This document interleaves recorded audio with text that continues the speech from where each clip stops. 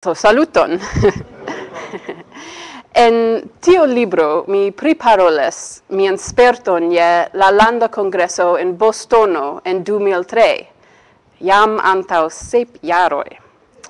Mi priparolas kiel mi nur lernis Esperanton dum kelkaj semajnoj, kaj kvankam mi povis kompreni preskaŭ ĉion ĉe la kongreso, mi malfacili parolis la lingvon. Mi bedaŭras informi vin, ke tiu situacio ne estas ŝanĝita. Kaj mi konfesas, ke mi kunmetis ĉi tion kun la helpo de traduku.net. Do, mi liveros mia prelego en la angla lingvo, sed kvankam mi kredas, ke estas probabla, ke ĉiu ĉi tie povos kompreni la angla, mi ne volis supozi tion. Kiam mi vojaĝas alian landon, mi neniam supozi, ke homoj parolas la angla. Mi lernis pri miaj esploroj, ke Esperantujo ja estas alia lando. Mi faras ĉi tiu enkonduketon en Esperanto kiel gesto de sincereco, kaj por montri, ke mi ne estas usononaĉo. Tamen mi ja estas krokodilo, pardonu. I have another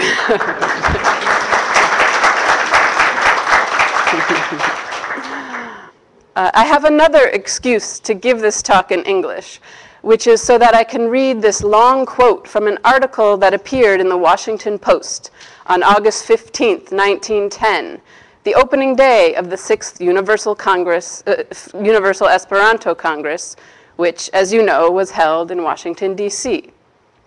The reporter states, "Esperanto gives the impression of Portuguese set in an Italian printing office by a Spanish printer while alcoholically trying to hum French ditties." Before the result went to press, an Englishman and a German seem to have dabbled with it, to say nothing of several other personages of mixed breeds. Yet the result on the whole is perfectly comprehensible and possesses a scientific adherence to rule that outdistances any natural language 1,000 miles. I think this quote captures the general tone of the press coverage of Esperanto during the Congress. A little teasing, some gentle ribbing, but not unfriendly or overly mean.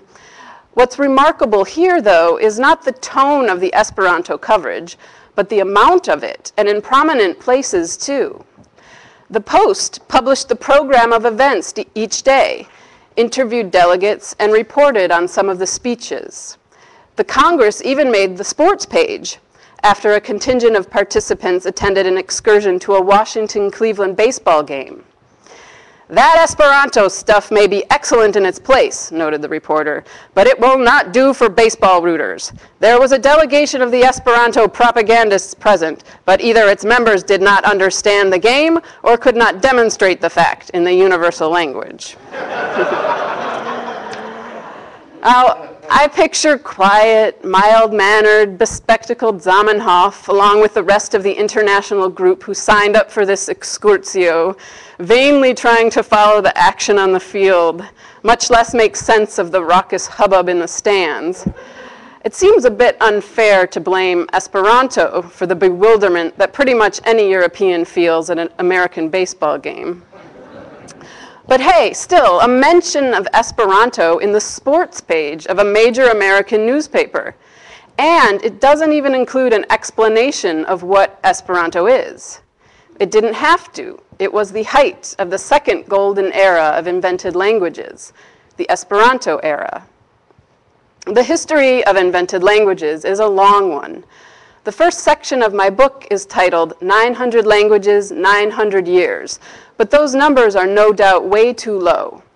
Though the lingua ignota of Hildegard of Bingen dates to almost 900 years ago, it is only the first language we have documents for.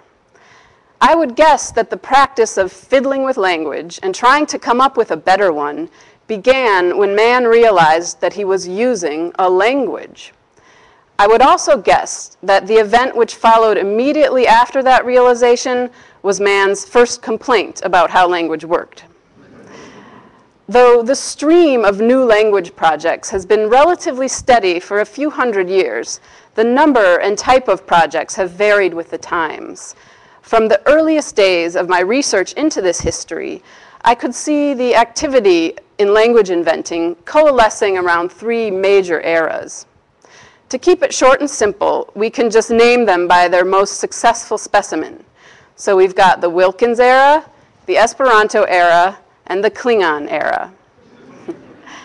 In the late 1600s, John Wilkins, one of the founders of the Royal Society, Britain's Academy of Science, created a language in which words perfectly represented concepts. He created a sort of map of the universe, a giant tree-like hierarchy in which every concept could be defined by a genus-species difference type reference to this hierarchy. The sounds in the word would tell you exactly where in this categorization scheme the word fell. So the word for dog, for example, zita, the Z tells you it's in the category beasts, the T tells you it's the subcategory of oblong-headed beasts, and the tells you it's the kind of oblong-headed beast noted for being friendly, as opposed to, say, fox, the one noted for being crafty.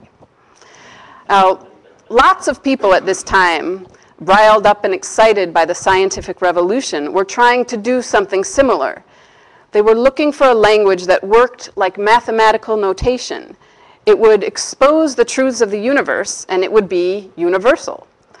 But no one took the idea as far as Wilkins did when he made this giant 600-page category breakdown of everything in the world.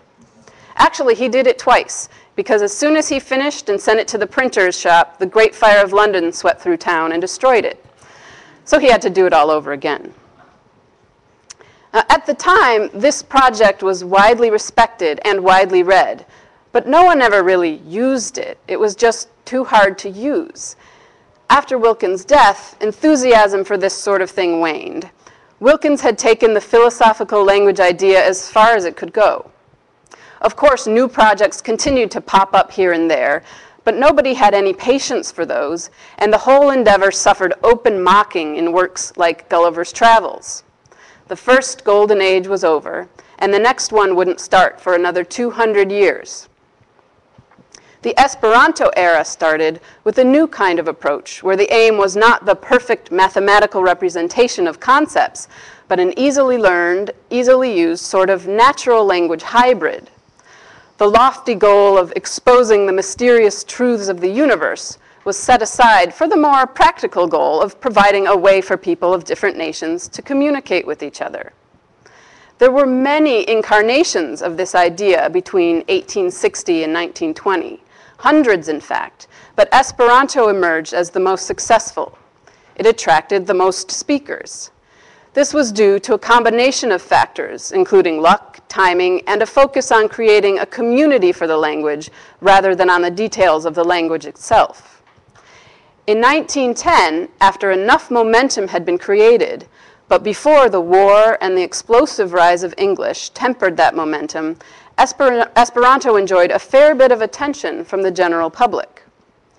Over the rest of the century, Esperanto continued along steadily, and language inventors kept coming up with new projects, many of them based on old ideas. But the nature of public attention paid to these projects changed. For one, a certain amount of invented language fatigue set in. Languages, more languages, reforms of languages. As one newspaper editorial put it, referring to the biblical story of the confusion of tongues, the invented languages were starting to out-babble Babel. Also, Esperanto had begun to solidify a relationship with causes that were, let's say, outside the mainstream. This happy, motley band of anarchists, theosophists, nudists, and vegetarians helped Esperanto thrive within its own world, but didn't endear it to the rest of the world. The reaction to Esperanto and the whole idea of invented languages became less gentle ribbing mixed with straightforward reporting, and more outright hostility mixed with no reporting. The excitement and activity of the Esperanto era heyday tapered off. Still, people kept quietly finding their way to Esperanto.